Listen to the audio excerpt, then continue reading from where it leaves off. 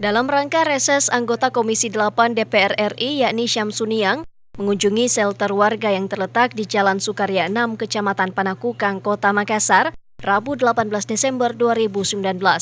Yang juga dihadiri oleh perwakilan Kementerian, Kepala Dinas Pemberdayaan Perempuan dan Perlindungan Anak Sulsel dan Kota Makassar. Ketua Shelter Warga Tamamaung Sumarni Jupri menyebutkan, shelter ini berperan untuk melakukan pendampingan dan penanganan kasus kekerasan terhadap perempuan dan anak yang merupakan inovasi dari Kepala DP3A Kota Makassar, Tenri Apalalo.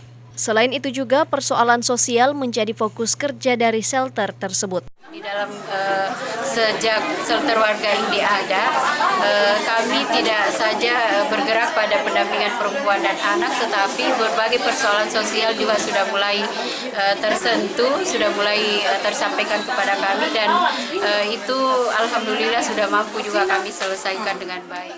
Mengapresiasi hal tersebut, anggota Komisi 8 DPR RI Syamsuniang menyebutkan, Makassar sudah menjadi percontohan kota layak anak, baik itu di lingkungan sekolah, pesantren, puskesmas, dan beberapa tempat lainnya.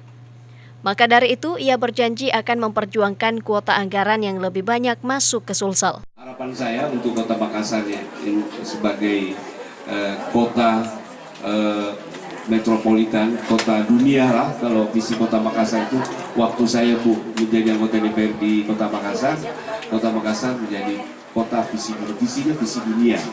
Jadi olehnya itu sebagai gerbang Indonesia Timur memang harus menjadi percontohan.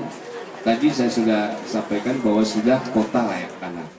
Maka dari itu, Syamsuniang berharap agar anak-anak sekarang dapat menguasai teknologi sehingga bisa menjadi harapan bangsa. Fajar Alwi, Fajar TV dan Fajar Radio melaporkan.